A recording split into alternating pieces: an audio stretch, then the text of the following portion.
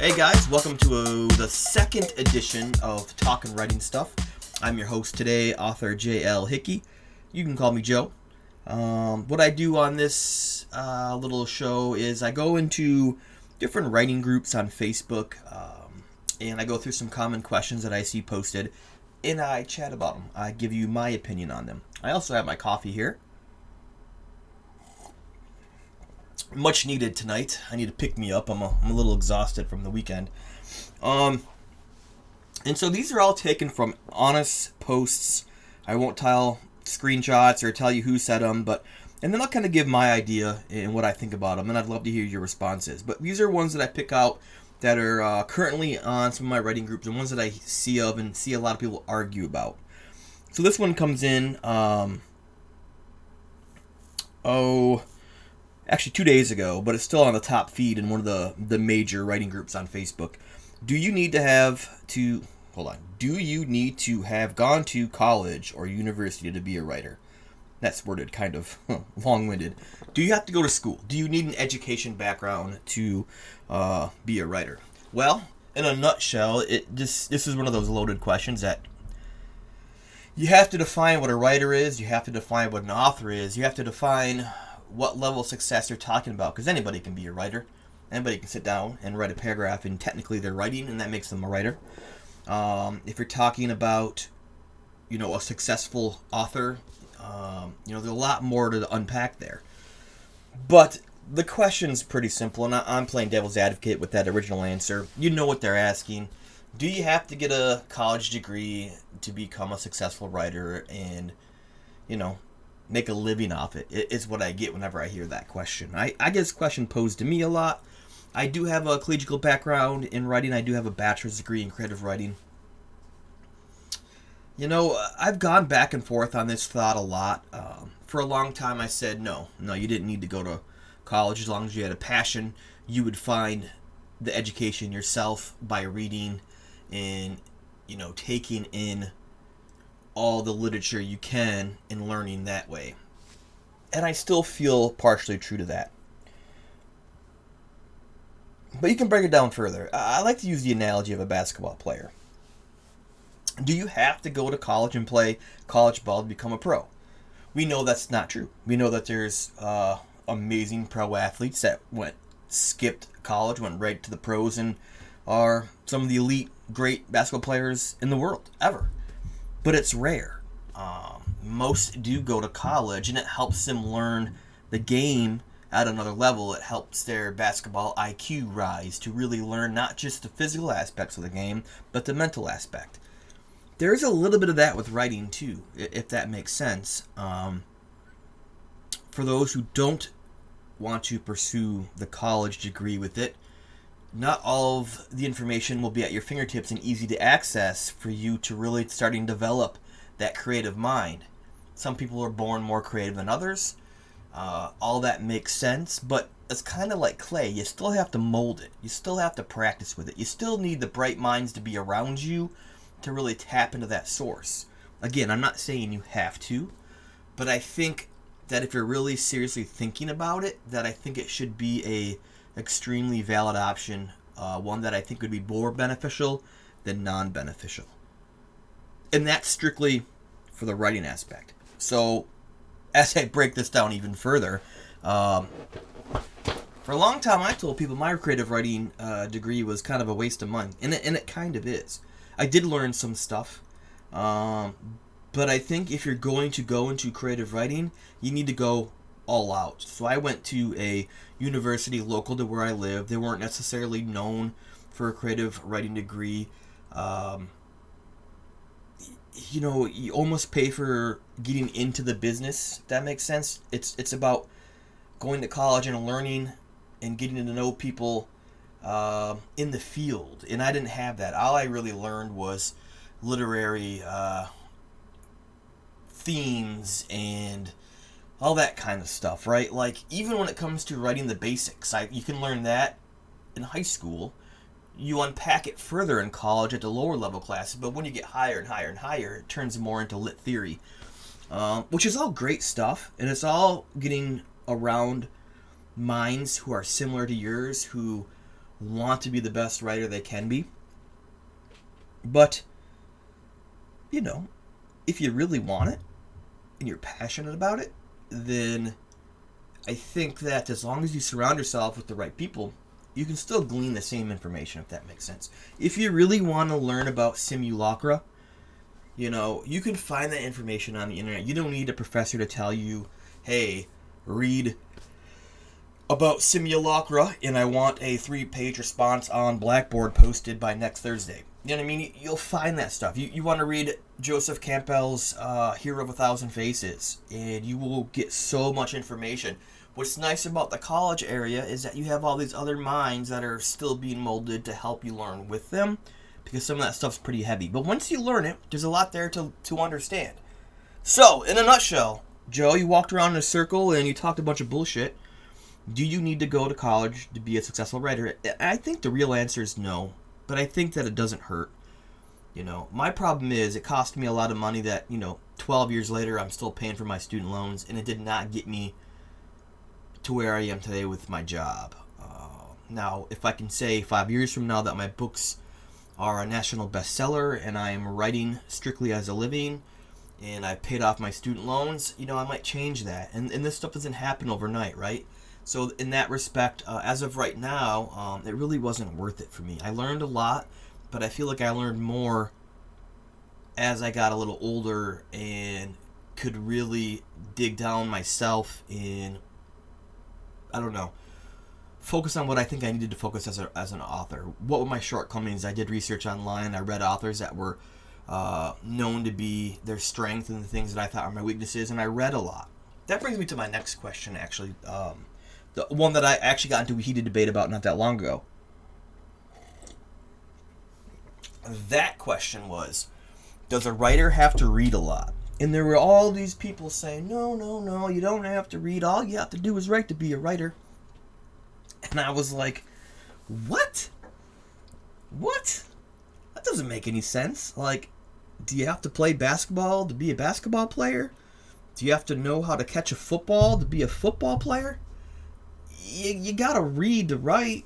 You should be reading probably more than you're writing. You should be absorbing all these different authors, all their different styles and techniques, the classics along with the new, I would argue more new than classics, but you should definitely learn the classics too. You got to read them to at least, get a sense for the style and the vibe of the time, the words, the dialogue, the pacing. All these things come to you the more you read. You got to experiment with other ingredients before you're able to make a dish that people are going to enjoy.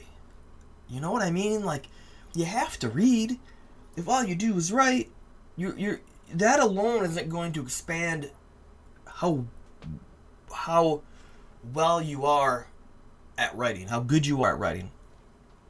You have to digest other writers. You have to. I don't see how there can be an argument saying, oh, I don't read, and I just, man, that's got to be so rare if you don't read, if you don't enjoy reading, and you're an international bestseller.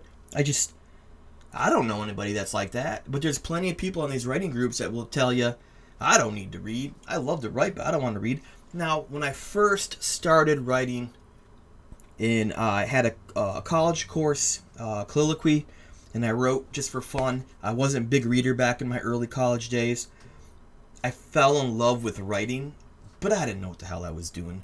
And I didn't really understand how to even develop anything until I also fell in love with reading. And I haven't always been the biggest reader. For a long time, I might read 5 books a year. That's not a lot. This year alone, I think I'm hitting at 48 right now, because I've found that obviously the more I'm digesting of this other literature, mostly fiction, that's what I enjoy to read, the more it keeps my mind fresh, and it keeps my mind, it's like exercise. It keeps it in shape when it comes to sitting down and writing. I used to read the same author and over again because I liked that author, I liked that style, and I wanted to emulate that. And now I've learned, no, let's not focus on one author. I got to read as much as I can, take little pieces of everybody that I like, and create my own style, my own voice. I just don't. If you guys think anyone watching that you don't need to read to be a writer, I would love to hear your argument as to why. Why? Like, how can that be? How is that a real thing? I want to see if I can find one more question here that I get to hear. So one of the things I don't like about these writing groups, guys, are questions like, any ideas for a pirate story? Or, I need tips for a mermaid story. These are two posts that are on this group that I'm in. And it's just, that's the problem with writing groups. You get so much filler junk before you find gems that are worth talking about. Because that's the part of the creation. And as authors and writers, I don't necessarily think we should be there telling each other what to write. We should be telling each other what's working and not working within the stories that we're writing. I don't want to see a million posts about, I need a strong name for my main character. Okay, well, Google a bunch of names, do some research. Like, I hate to sound pessimistic about it, but I want to engage in conversations about the art of writing. If you're really struggling on, different styles and how people get words to paper, I love that kind of conversation. That was one that somebody actually asked me on Twitter. You know what? I'll finish this up with that. They asked, like, what's the process look like, Joe, when you write? What does your actual process look like? They always struggle starting a project, and they don't know how to begin, and they don't know how to get all these cool ideas they have onto paper. And I think that's an important question that a lot of young authors and writers start struggling with, because they have the creativity, they have the want, but they just don't physically know how to put words on paper to create a story. They get it, sentences, punctuation, but they don't understand the process. And everyone's different.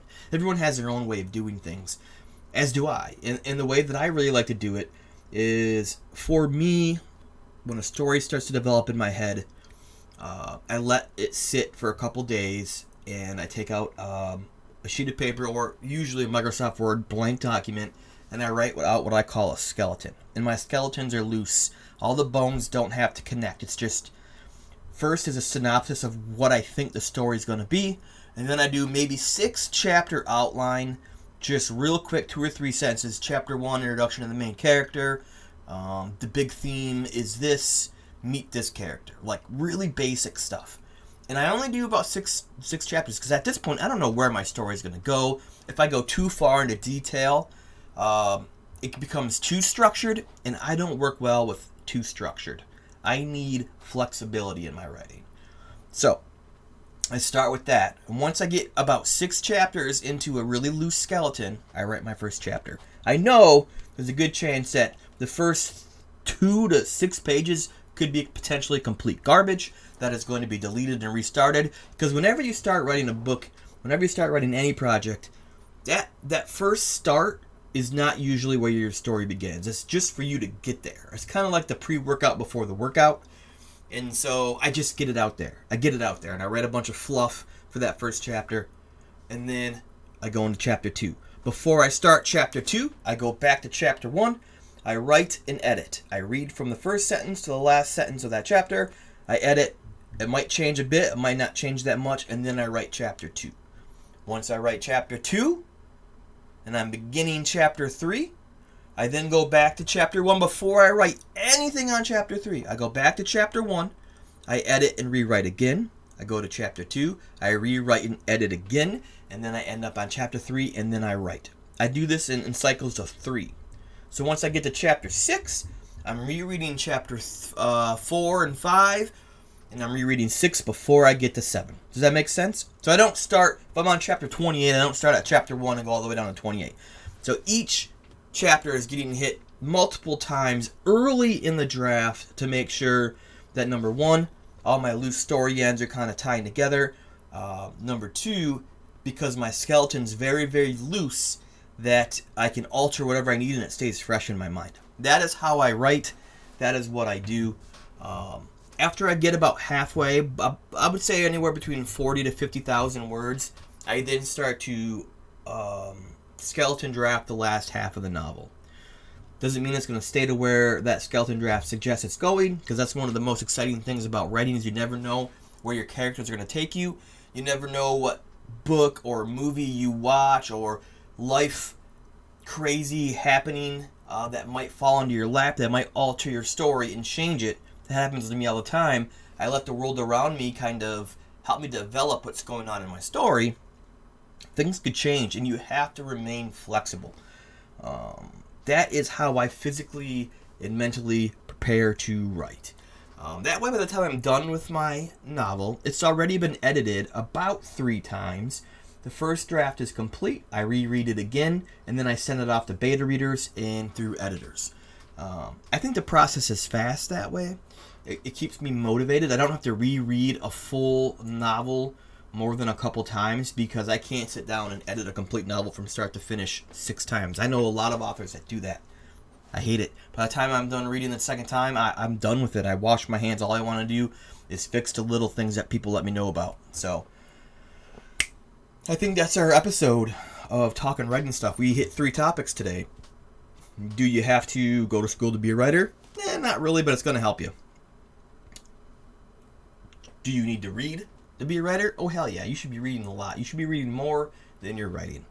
And you should be reading everything. Not if you love fiction, if you love romance, you should be reading sci-fi. If you love sci-fi, you should be reading literary art. If you love classics, you should be trying just anything and everything. Just devour it. And the last question is more of a stylistic. How do you actually write, prepare, develop, and structure? And I kind of glossed over all that because I can talk a whole nother 20 minutes on just structuring itself. But I think you have to fail a bunch before you find what works for you. You have to sit down and try to write 2 or 3 novels and get 20K into each one and just get completely stopped before you realize, oh, that way doesn't work and now it's screwed. Let me retackle this in a different way.